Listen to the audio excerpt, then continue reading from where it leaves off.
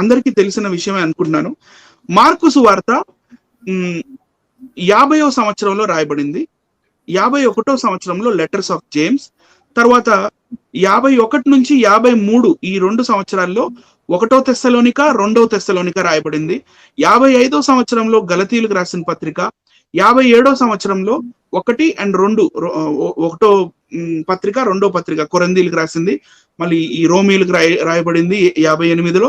మత్తయి సువార్త 61వ సంవత్సరంలో, లూకా సువార్త 63వ సంవత్సరంలో. అపోస్తుల కార్యములు, ఆ కార్యములన్నీ పూర్తి అవ్వాలి కదా, అందుకని కార్యాలన్నీ పూర్తయిన తర్వాత అపోస్తుల కార్యాలు 64వ సంవత్సరంలో. మొదటి అండ్ 2వ పేతురు 67వ సంవత్సరంలో. మళ్ళీ ఈ తీతువుకు రాసినవి ఇవి కూడా సైడ్ కి మీకు కనపడతాయి. ఇది బైబిల్ టైం లైన్. ఈ టైంలో రాయబడ్డాయి, రైట్ సార్. అన్నిటికన్నా లాస్ట్ లో రాయబడ్డ సువార్త ఏదన్నా ఉంది అంటే అది యోహాను సువార్త. 85వ సంవత్సరంలో రాయబడింది. ఎందుకంటే ఎన్నో సంవత్సరాలు యోహాన్ గారు ఒక ఐలాండ్ లో ఉండడం, ఆయనని ఐసోలేట్ చేయటం, తర్వాత ఆయన 90 సంవత్సరాలు బ్రతకడం, ఆయన వృద్ధాప్యంలో యోహాను సువార్త రాయటం, అవి రాసిన మళ్ళీ 10 సంవత్సరాల తర్వాత ప్రకటన గ్రంథం కూడా రాశాడు ఆయన, రైట్ సార్. 85లో యోహాను సువార్త, యోహాను రాసిన పత్రిక 1, 2, 3, 90 నుంచి 95వ సంవత్సరం. మరి దానికి ప్యారల్ గా 95వ సంవత్సరం ఆ టైంలో ప్రకటన గ్రంథం ఆయన చూసిన దర్శనాలని బట్టి అది రాయడం జరిగింది. నాకు తెలిసి అందరు క్రైస్తవులకి ఈ సంగతి తెలుసు. సో కానీ ఆ మ్యానుస్క్రిప్ట్ కాపీస్ ఎక్కడ ఉన్నాయి? అసలు ఉన్నాయా? ఏమైనా ఉన్నాయా? కొత్త నిబంధన గ్రంథం, సరే పాత నిబంధన గ్రంథం అంటే అన్ని కుమ్రాన్ కేవ్స్ లో మనకి దొరికినాయి. అవన్నీ పాలస్తీనియన్ మ్యూజియం లో ఉన్నాయి. మరి కొత్త నిబంధన గ్రంథం సంగతి ఏంటి అంటే, కొత్త నిబంధనలో చెప్పబడిన ఆ సువార్తలు మరియు పత్రికల సంగతి ఏంటి అంటే, the New Testament has been preserved in more manuscripts than any other ancient manuscript work in of literature. ఈ ప్రపంచంలోనే అన్ని మ్యానుస్క్రిప్ట్స్ ఏ గ్రంథానికి లేవంట, అది ఓన్లీ న్యూ టెస్టమెంట్ మాత్రమే ఉన్నాయి. ఎన్ని మ్యానుస్క్రిప్ట్స్ ఉన్నాయి తెలుసా సార్? ఎన్ని మ్యానుస్క్రిప్ట్స్ ఉన్నాయి తెలుసా? విత్ ఓవర్ 5800 కంప్లీట్ లేకపోతే partial fragmented Greek manuscripts, catalogued Greek manuscripts catalogued 10,000 Latin manuscripts, Latin లో రాయబడిన 10,000 ప్రతులు, and 9,300 manuscripts in various other ancient languages. పురాతనమైన అంటే ఏన్షియంట్ కాలంలో పురాతన భాషలలో 9,300 manuscripts అంటే పురాతన ప్రతులు, ఆ కాపీస్ చూసి చేయబడింది, రాయబడ్డాయి. ఇంక్లూడింగ్ లాంగ్వేజెస్ చెప్తున్నాను. Syriac language, Slavic, Gothic, Ethiopic, Coptic and Armenian languages లో రాయబడ్డాయి. ఇక్కడ కింద నేను రెడ్ కలర్ లో ఎందుకు పెట్టానంటే, I'm going to show you a beautiful manuscript. The dates of these manuscripts ranging from 125 common era. మూల ప్రతులు ఏవైతే ఉన్నాయో ఆ మూల ప్రతులు రాయగానే రైటర్స్ ని కూర్చోబెట్టి దాన్ని కాపీస్ చేపిస్తారు రకరకాల చర్చెస్ కి పంపించడానికి, రకరకాల మరి దాన్ని ఏమంటారు సార్, దేశాలకు పంపించడానికి, రకరకాల ఎవరెవరైతే సువార్త ప్రకటించడానికి ఆ కాలంలో వెళ్తున్నారో వాళ్ళ చేతుల్లో కూడా ప్రతులు ఉండాలి కాబట్టి వాళ్ళతో రాపిచ్చారు. So the dates of these manuscripts range from common era 125, B52 papyrus అని ఒకటి కనపడుతుంది. Oldest copy of John fragment, యోహాను సువార్తకి చెందిన ఓల్డెస్ట్ ఫ్రాగ్మెంట్ అది జర్మనీలో to be introduction of printing in Germany. ఈ జర్మనీలో 15వ శతాబ్దంలో ఫ్రాగ్మెంట్ అంటే కూడా చెప్పండి. What is a fragment? Fragment అంటే ముక్క సార్, ముక్క, మెయిన్ దాంట్లో నుంచి మనకు దొరికిన ముక్క. ఎందుకంటే చిరిగిపోయిన ఒక చిన్న పీసులు, అంటే ఒక పేపర్ అనుకోండి, ఆ పేపర్ లో చిన్న పీస్ అనమాట, ముక్కలైపోయిన దీంట్లో చిన్న పీస్ నే ఫ్రాగ్మెంట్ అంటారు. అది గుర్తుపెట్టుకోండి. ఎందుకంటే సార్ లెదర్ పార్చ్మెంట్ అంటే చర్మపు కాగితం, పెపిరస్ అంటే కాగితం అది, వాటికి కూడా ఒక లైఫ్ అనేది ఉంటది. ఎందుకంటే దేనికైనా మెటీరియల్ లోపల కెమికల్ బాండింగ్ అనేది ఒకటి ఉంటుంది సార్. కొన్ని సంవత్సరాలు, 100 సంవత్సరాలు, 1000 సంవత్సరాలు అయితే వాటి లోపల ఆ కెమికల్ బాండింగ్ అనేది ఏదైతే మాలిక్యులర్ బాండింగ్ ఉందో ఆ మాలిక్యూల్స్ ఆ బాండింగ్ బ్రేక్ అయిపోయి ఆ పెపిరస్ గాని లేకపోతే ఆ చర్మపు కాగితాలు గాని చీకిపోవడము, లేకపోతే తునకలైపోవడము, లేకపోతే ముక్కలైపోవడం అది సహజంగా జరుగుతుంది. సో అలా చీకిపోవడం, ముక్కలవడం ఇలా జరిగినప్పుడు ఆ మిగిలిన ఆ ముక్కల్ని ఫ్రాగ్మెంట్ అంటారు sir. Okay okay right right okay. So యోహాను సువార్తకు చెందిన ఒక ఫ్రాగ్మెంట్ నేను మీకు చూపిస్తాను చూడండి. ఇది మాత్రం అద్భుతం అండి, ఇది మాత్రం అద్భుతం నిజంగా. నేను ఇది ఫస్ట్ టైం చూసినప్పుడు నిజంగా కంట్లో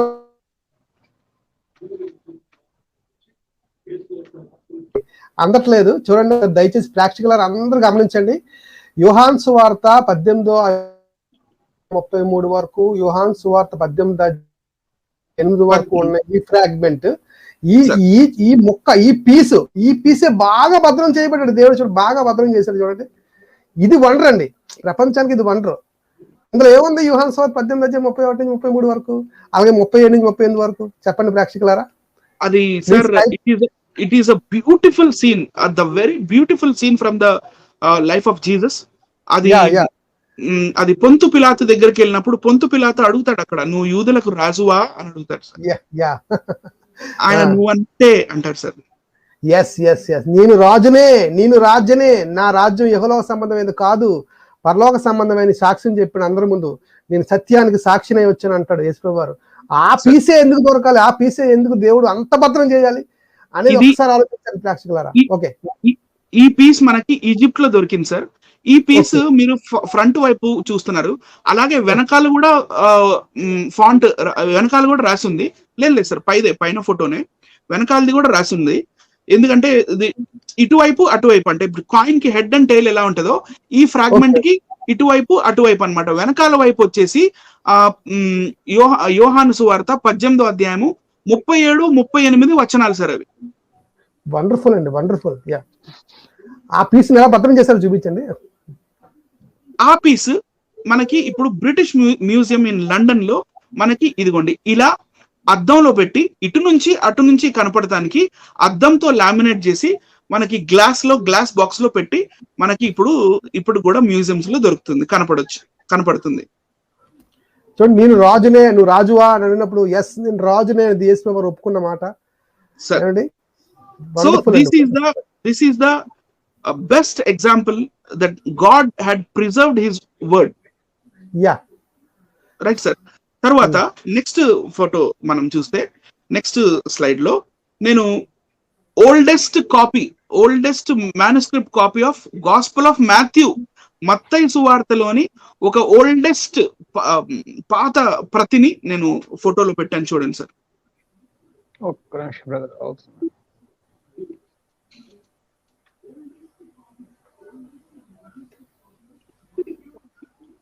కొంచెం స్లో ఉంది, ఒక నిమిషం నేను చూపించిన బ్రదర్, ఒక్క నిమిషం అవుతుంది.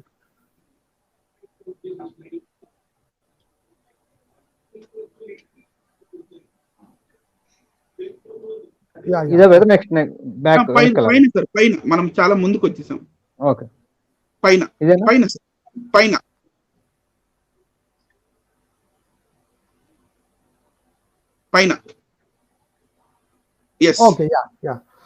ఎస్ ఇదే మత్తయి సువార్త యొక్క ఫ్రాగ్మెంట్. అంటే I mean the copy of original manuscript written by Saint Matthew. మత్తయి కొత్త నిబంధన గ్రంథం అంతా గ్రీకు భాషలో రాసింది అంటారు కదా, చూడండి అదే గ్రీకు భాష. Right sir. సో ఇప్పుడు నెక్స్ట్ స్లైడ్ లో ఒక క్వశ్చన్. ఆ క్వశ్చన్ ఏంటంటే, వాట్ డూ వీ హ్యావ్? అసలు మన దగ్గర ఏమున్నాయి? క్రైస్తవులు అయిన మనము మన దగ్గర మన దేవుడు మన కోసం దాచిపెట్టి ఏమేమి ఉంచాడు అనేది చూద్దాం సార్.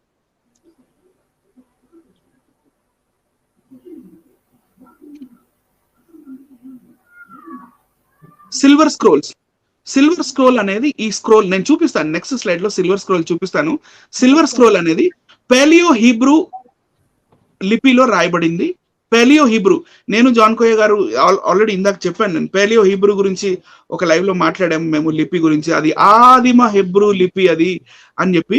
సో ఈ పాలియో హీబ్రూ ఆల్ఫాబెట్స్ తో రాయబడిన ఆ సిల్వర్ స్క్రోల్ 650 BC కాలం నాటికి చెందింది. అది we have the oldest available silver scroll. అలాగే డెడ్ సీ స్క్రోల్స్ ఉన్నాయి మన దగ్గర, వాటికన్ కోడెక్స్ ఉంది, సినాయిటిక్ కోడెక్స్ కూడా ఉంది. నంబర్ 3 కింద 3 దాంట్లో సినాయిటిక్స్ కోడెక్స్ కూడా ఉన్నాయి. ఇవన్నీ ఏ కాలం నాటివి? 650 BC, 150 BC, 300 BC కాలానికి చెందినవి. అంటే first century, second century BC. Again ఈ Vatican codex and codex of Sinaiticus అనేది సెకండ్ సెంచరీ BC కాలం, అన్ని BC కాలం నాటియే ఉన్నాయి. Right sir? హలో, కంటిన్యూ చేయండి. నెక్స్ట్ స్లైడ్ లో ఈ సిల్వర్ స్క్రోల్ అంటే ఏంటో నేను ఇక్కడ పెట్టాను చూడండి. మీకు ఇక్కడ కొంచెం చాక్లెట్ కలర్ లో కనపడుతున్నది, అది సిల్వర్ ఫాయిల్ ముక్క ఇప్పటికీ మిగిలింది. Right sir? దాని మీద మనకి సంఖ్యాకాండము 6వ అధ్యాయము 24, 25, 26 వచనాలు కనపడతాయి. Right sir? అది పేలియో హీబ్రూ అని ఏదైతే చెప్తున్నామో ఆదిమ హీబ్రూ భాషలో రాయబడిందండి. ఈ లిపి వచ్చినప్పుడు అసలు మొదట వచ్చిందే హీబ్రూ లిపి, ఆ లిపి నుంచి వచ్చింది ఇది అని మేము చెప్పాం కదా. అదే లిపిలో ఈ సిల్వర్ ఫాయిల్ మీద మీకు కనపడుతుంది. సార్ కొంచెం జూమ్ చేసి ఆ పిక్చర్ చూపిస్తారా please? Yes, this is that silver foil. 650 BC కాలం నాటిది. Right sir? కొంచెం కింద కనండి సార్, అక్కడ ఏం రాసిందో దానికి తర్జుమా కూడా ఇచ్చారు.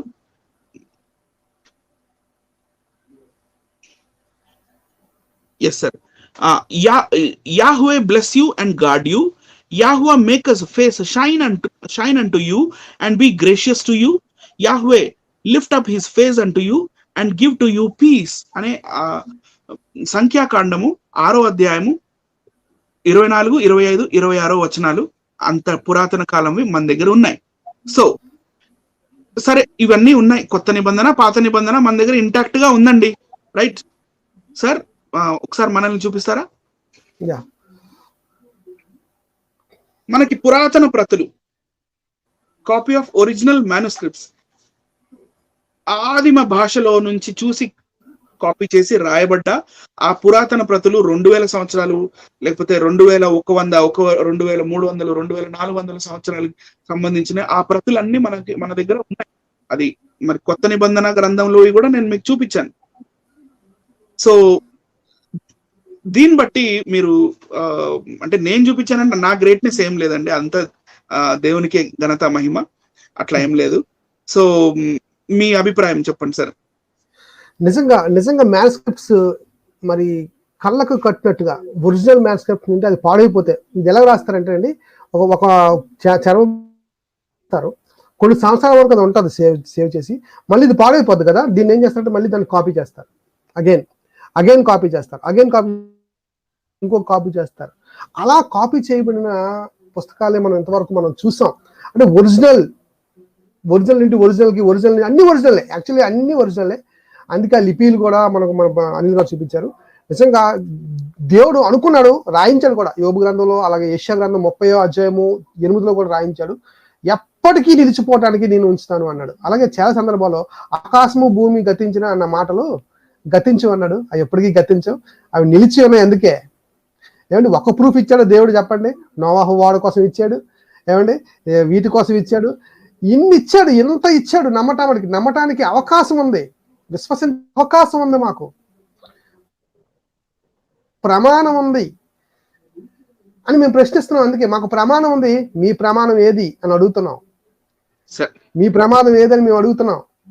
నిజంగా మీకు సత్తా ఉంటే చూపించండి ప్రమాణం. ఇదిగో మేము ఇలా అనుకొని మేము చెప్తున్నాం, భుజం మీద తట్టి మేము చెప్తున్నాం, మాకు ఉన్నాయి, ప్రమాణం ఉంది, మాకు ఒరిజినల్స్ ఉన్నాయి మా దగ్గర, మీ దగ్గర ఏమున్నాయని అడుగుతున్నాం. టిఎస్ కుమార్ గారు చెప్తారు. వీక్షకులు ఒకటి గమనించండి, మన చేతుల్లో ఉన్నటువంటి ఈ యొక్క బైబిల్ ఎంత విలువైందో మనకి ఇప్పుడు అర్థమవుతా ఉన్నట్టుంది.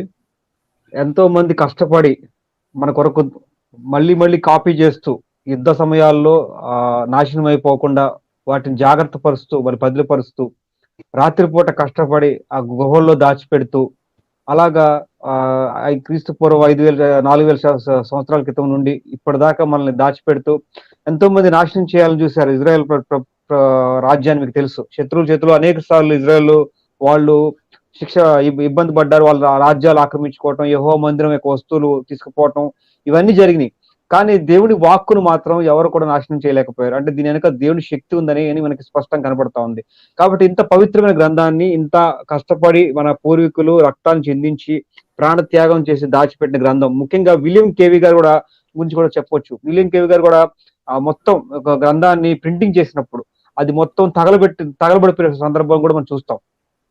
తన భార్య కూడా ఆ టైంలో పిచ్చితో అయిపోవటం, తన కుమారుడు చనిపోవటం కూడా మనం చూస్తే కనుక విలియం గారి కేవి గారి యొక్క సంబంధించిన మూవీ కూడా మనం యూట్యూబ్ లో దొరుకుతుంది. చూస్తే కనుక ఆయన ఎంతగా కష్టపడ్డాడు దేవుని గ్రంథాన్ని మనకు అందజేయాలని. మన పూర్వీకుల నుండి విలియం కేవి గారు దాకా కూడా చూస్తే ఎంతో కష్టపడ్డారు. ఇప్పుడు మనకి దేవుని వాక్యం జీవాహారం అన్నారు. ఈ వాక్యం మనకి పాతములకు వెలుగు అన్నారు. వాక్యమే దేవుడు అని కూడా ఉంది మనకి బైబుల్లో. కాబట్టి ఇది మనకు అందించడం కొరకు ఎంతో మంది ప్రాణత్యాగము చేసినటువంటి గ్రంథంగా మనకు కనపడతా ఉంది చరిత్రలో. కాబట్టి అనేక మంది తర్జుమా చేయడానికి, మళ్ళీ ఇది మనకి హైందవులు చూస్తాం, వాళ్ళు సరే లిపే లేదు, వాళ్ళకి మూల భాష లేదు, ఏది లేదు, అయినప్పటికి కూడా ఆ సంస్కృతం కూడా కనీసము అందించడానికి, ఆ ప్రజలకు అందకూడదని, ప్రజలు చదవకూడదని దాన్ని దాచిపెట్టారు. మనం దాశరథి రంగాచార్య గారు వేదానువాదం అని ఏదైతే ఉందో ఆ పుస్తకాల్లో ఆయన పడ్డ బాధ, ఆ ఋగ్వేదము ఈ వేదాలు ప్రజలు తెలుసుకోవాలి, చదవాలి అని ఆయన కష్టపడి తిరుమల దేవస్థానానికి వెళ్ళాడు. చాలా మందిని అడిగినప్పుడు కూడా కనీసము కాపీస్ కూడా ఆయనకి ఇవ్వకుండా ఆయన కష్టపెట్టినట్టు కూడా ఆయన తన బాధను వ్యక్తపరుస్తాడు ఆయన గ్రంథంలో. కానీ మన బైబుల్ అలా కాదు. ఏ భాషకు చెందిన ప్రతి ఒక్క భాషకి ఈ యొక్క గ్రంథం అందాలని తర్జుమా చేశారు, దాచారు. ఎంతో మంది వాటిని నాశనం చేయాలని చూసినా సరే వాటిని గుహల్లో ఇలా దాచిపెట్టి మనకి ఈ రోజు తీసుకొచ్చారంటే దాని వెనక దేవుని హస్తం ఉంది. ఎంతో మంది శ్రమ, ఎంతో మంది యొక్క కృషి మనకు కనపడతా ఉంది. కాబట్టి వీక్షకుల్లో ఇంకా ఎవరైనా బైబుల్ ధ్యానించకపోతే దయచేసి బైబుల్ వరుసపెట్టి చదవటం మొదలెట్టండి. ఎన్నో విషయాలు తెలుస్తాయి. ఏదో కూస్తే కూయొచ్చు కాక, కానీ ఒకసారి చదివితే ఖచ్చితంగా దీనికి బానిసలు అయిపోతారు మీరు. ఎందుకంటే ఇది సత్యం, ఇది సత్యము. గమనించాలి. కంటిన్యూ చేద్దాం బ్రదర్. అయితే మనకి తెలిసిన ప్రకారంగా పౌలు గారు రకరకాల పత్రికలు రాశారు, రైట్ సార్? ఓకే. ఆ పత్రికలు మనం చూస్తే రోమీలకు రాసిన పత్రిక, అండ్ అగైన్ అట్లా గలతీలకు రాసిన పత్రిక, కొలస్సీలకు రాసింది, కొరందీలకు రాసింది, అట్లా ఎఫెసీలకు రాసిన ఈ పత్రికలు అన్నీ ఉన్నాయి. పత్రికలు అయితే రాశారు, ఓకే, ఇప్పుడు ఉన్నాయి మన బైబిల్లో. మరి హిస్టరీ కూడా చెప్తుంది, ఓకే పత్రికలు రాశారు. ఉట్టి పత్రికలు రాయటమేనా నిజంగా ఎఫెసెస్, కొలస్సీ, లేకపోతే ఈ కొరింత్ అనే ప్లేసులు, గలతీ అనే ప్లేసులు ఉన్నాయా లేదా?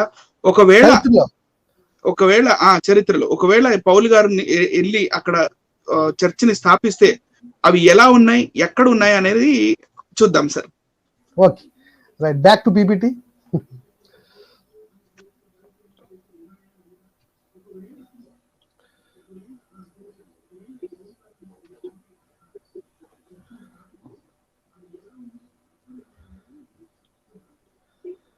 చూడండి, archaeology of New Testament. Sir next slide sir. Archaeology of New testament.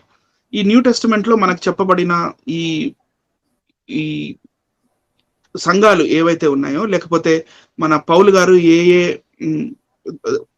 సంఘాలకి పత్రికలు రాశారో ఆ దేశాలు ఎక్కడున్నాయి, అసలు నిజంగా ఉన్నాయా, ఆ ప్లేసులు ఉన్నాయా, లేకపోతే ఊరికే ఏదో ఎఫెసెస్, గలతీ, తెస్సలోనిక, కొరింథ్ అని రాశారా అనేది చూద్దాం సార్. ఒక్కసారి కొంచెం జూమ్ చేయండి సార్. ఎస్, ఇక్కడ మీకు నేను రెడ్ కలర్ లో బాక్స్ చేయడం అయింది, అండర్లైన్ కూడా చేశాను. మీకు బాక్స్ చేసింది తెస్సలోనిక ఇక్కడ కనపడుతుంది. తెస్సలోనిక కింద మీకు కొరింథ్ కనపడుతుంది. ఆ కొరింథ్కి పక్కన కొంచెం రైట్ సైడ్ కి వస్తే మీకు ఎఫెసస్ కనపడుతుంది. పైన ఏషియా అని రాసింది కదా, మన ఏషియా కాదండి. ఈ మతోన్మాదులు ఏమనుకుంటారంటే ఏషియా అంటే మన ఈ ఇండియా, ఇంకా ఈ చైనా, ఇవి ఇక్కడ ఉన్న ఈ ఏషియా అనుకుంటారు. ఏషియా మైనర్ అనేది గ్రీస్ దేశం పైన ఆ కాలంలో ఉండేది. దేవుడు ఏషియాకి వెళ్ళొద్దు ఇప్పుడే అనంటే అది ఈ ఏషియా కాదు, ఆ కాలంలో ఉన్న ఏషియా మైనర్ గురించి మాట్లాడుతున్నారు. సో ఆ ఏషియాకి పైన ఇంకొక అండర్లైన్ చేశాను, థ్రేస్ అనే దాని కింద ఉంటుంది. అక్కడ ఫిలిప్పి కనపడుతుంది, ఫిలిప్పీలకు రాసిన పత్రిక అది ఫిలిప్పి. ఎఫెసస్ పైన ఫిలిప్పి. మళ్ళీ ఇంకా కొంచెం రైట్ సైడ్ కి వస్తే మీకు క్రాస్ గా నిలబడి ఉంటది గీత పొడుగ్గా, గలేషియా, అది గలతీలకి రాసిన పత్రిక. ఇవన్నీ ఆ గలేషియా, ఆ ప్రాంతాలు అక్కడికి ఆ టైం అప్పుడు ఈ టైరు దగ్గర నుండి మన పౌలు గారు వెళ్ళి ఆయా సంఘాలని స్థాపించడం జరిగింది. స్థాపించడమే కాకుండా యేసు ప్రభు గురించి చెప్పడమే కాకుండా అక్కడ వాళ్ళకి ఒక సంఘాన్ని ఎలా స్థాపించారు, ఆ సంఘాలు ఎలా ఉన్నాయి, ఒకసారి ఇప్పుడు ఈ కాలంలో ఆ సంఘాలు పౌలు గారి టైంలో ఉన్న సంఘాలు ఇప్పుడు ఎలా ఉన్నాయి చూద్దాం సార్. ఇది ఎఫెసీయుల ఆదిమ చర్చ్ ఇదండి. Early church of saint in Ephesus by saint పౌలు గారిది. సో అది శిథిలం అయిపోయింది. 2000 సంవత్సరాలు గడిచిపోయింది కాబట్టి ఈ 2000 సంవత్సరాల వరకు ఆ కట్టడాలు ఉండే ఛాన్స్ లేదు. Right sir. ఇది వచ్చేసి ఎఫెసస్ లో ఉన్న చర్చ్ సార్. నెక్స్ట్ స్లైడ్ లోకి వెళ్తే కొరింథ్. ఈ కొరింథీయులకు రాసిన పత్రిక ఏదైతే ఉంటుందో అది ఈ సంఘానికే రాసింది. అప్పట్లో కొరింథ్ అనే సంఘం ఇక్కడ ఉండేది. దీన్ని ఇంకొక యాంగిల్లో ఇంకొక ఫోటో పెట్టాను చూడండి. ఈ కొరింథ్ది ఎస్, ఇది ఇటువైపు. ఇందాక మీరు అటువైపు యాంగిల్ చూసారు, ఇది ఇటువైపు యాంగిల్. కొరింథ్ లో ఉన్న చర్చ్ అండి ఇది. ఆ కాలంలో పౌలు గారు చేసిన చర్చ్. ఇవన్నీ ఆర్కియాలజికల్లీ ప్రూవెన్, నో డౌట్. మీకు ఎలాంటి డౌట్స్ పెట్టుకునే అవసరం లేదు. రైట్ అండి. సో నెక్స్ట్ స్లైడ్ లోకి వెళ్దాం. లేదు, ఇది పెద్దదే సార్. ఆ కాలక్రమేణా అది పడిపోయింది కాబట్టి నిలబడి ఉన్న ఆ పిల్లర్స్ మాత్రమే చూపిస్తున్నాను నేను. Right sir. ఇది వచ్చేసి తెస్సలోనియులకు రాసిన పత్రిక అని ఏదైతే ఉంటుందో ఆ తెస్సలోనికాలో ఉన్న యాంఫీ థియేటర్. యాక్చువల్గా ఇది యాంఫీ థియేటర్. అక్కడ వాళ్ళు కొత్తగా చర్చ్ కట్టుకోలేదు, కానీ పాతకాలంలో ఏదైతే వాళ్ళు యాంఫీ థియేటర్ డాన్సులకి లేకపోతే పాటలు పాడటానికి ఎంజాయ్మెంట్ కి యూజ్ చేసుకునే వాళ్ళు, దాన్ని ఇక నుంచి మనం ఇలా చేయకూడదని తెస్సలోని వాళ్ళు ఈ యాంఫీ థియేటర్ ని చర్చ్ గా మార్చుకొని ఇక్కడ ఆరాధన చేసేవాళ్ళు. Right sir. నెక్స్ట్ నేను ఫిలిప్పీలో ఆదిమ చర్చ్ పెట్టాను. ఇది పౌలు గారి కాలంలో ఫిలిప్పీయుల ఆదిమ church sir. Right sir. Next వచ్చేసి కొలస్సీలకు రాసిన పత్రిక అని ఉంటుంది కదా సార్. ఇది కొలస్సీలకి ఈ కొలేషన్ వాళ్ళ చర్చ్ అండి. ఇది మీరు జూమ్ చేసి చూస్తే చూడొచ్చు, ఇది ఎంత పెద్ద మందిరము. మనుషులు ఎంత చిన్నగా ఆ పిల్లర్స్ పక్కన కనపడుతున్నారో మీకు కనపడుతుంది క్లియర్ గా. అక్కడ మీకు బ్లూ కలర్ వేసుకొని మనుషులు కనపడుతున్నారా సార్? కనబడుతున్నారు. చూసారు ఎంత పెద్ద సమాజం ఉండేదో. కొలెస్సీలకు రాసిన పత్రిక కొలెషన్ లో ఉన్న మందిరం సార్ ఇది. Right sir. నెక్స్ట్ స్లైడ్ లోకి వెళ్దాము. ఇది బంపర్ ఆఫర్ సార్. ఇప్పుడు నేను నెక్స్ట్ చూపిపోతున్నది. ఇది అందరికి తెలుసు అనుకుంటున్నాను నేను, కానీ నాకు మాత్రం ఎక్సైటింగ్. ఇది అందరికి తెలుసు అనుకుంటున్నాను. ఐ జూమ్ చేస్తే కొద్దిగా హ్యాంగ్ స్లో అయిందా సార్? ఒక నిమిషం. ఐ జూమ్ చేసాం కదా, ఐ జూమ్ నుండి అది లో అవడానికి కొద్దిగా తీసుకుని ప్రాసెస్. ఓకే, పర్వాలేదు సార్. ఇదేనా? ఇది ఏంటని అనుకుంటున్నారు? Saint Thomas Chennai church, Kerala. Chennai కాదు సార్, ఇది saint Thomas church at Palayur in Trichur అనే ఊరిలో కేరళలో ఉంది. Kerala is the oldest church in India. ఇది ఎప్పుడు కట్టబడింది అంటే 52 ADలో అండి, 52వ సంవత్సరంలో. ఎందుకంటే ప్యారలల్లీ అక్కడ మత్తయిగా మార్కు లేకపోతే లూకా లేకపోతే ఇటు పౌలు గారు వాళ్ళందరూ వాళ్ళ దేవుని సేవలో వాళ్ళు సేవ చేస్తూనే ఉన్నారు. అక్కడ అది నడుస్తూ ఉంది. కానీ పౌలు గారు మన థామస్ గారు ఇండియాకి వచ్చారు ఆ టైంలో. ఇవన్నీ ప్యారలల్ గా ఆలోచించుకోవాలి. అక్కడ they are doing their job, ఇక్కడ he's doing his job. So the oldest church in India in 52 AD. ఇది Thomas Didymus, one of the 12 apostles of Jesus Christ. ఆయన కట్టించిన, అంటే ఆ సేమ్ చర్చ్ కాదు ఇది.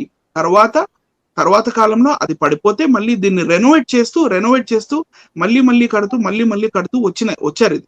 సో ఆదిమ చర్చ్ అనేది 2000 సంవత్సరాలు నిలవదు కాబట్టి అది దాన్ని రెనోవేట్ చేయడం జరిగింది. ఇది నెక్స్ట్ వచ్చేసి పాణజీలో అంటే గోవా అండ్ పాణజీ దగ్గర దగ్గర ఉంటాయి. ఈ పాణజీలో ఉన్న బార్తలమి మన యేసు ప్రభు ఉంది, బర్తలోమి శిష్యుడు, బర్తలోమి ఎలాగైతే థామస్ యేసు ప్రభు వారి 12 మంది శిష్యుల్లో ఒకరో, అలాగే బర్తలోమి కూడా 12 మందిలో ఒకరు కదా. సో ఆ బర్తలోమి గారు 55 AD లో ఇండియాకి వచ్చినట్టుగా మనకి చరిత్ర చెప్తుంది. అలాగే ఈ చర్చ్ కూడా బర్తలోమి గారి కాలంలో కట్టబడింది సార్. బర్తలోమి గారు Panaji which is near Goa in the year 55 and became the second apostle after Thomas to preach God's word in this country. So last గా నేను అడిగే నా సొంత ప్రశ్న, అందరి ప్రశ్న, ఈ ప్రోగ్రామ్ చూస్తున్న క్రైస్తవులందరూ కూడా అందరికి మైండ్ లో ఇప్పుడు ఒక ప్రశ్న వస్తుంది. ఏంటది? క్రైస్తవ్యాన్ని అవహేళన చేసే మేధావుల్లారా, మరి మీ ప్రతులు ఎక్కడున్నాయి? మీ గ్రంథాలకి చారిత్రక ఆధారాలు చూపించండి. క్రైస్తవ్యాన్ని అవహేళన చేసిన మేధావులారా, మరి మీ ప్రతులు ఎక్కడ?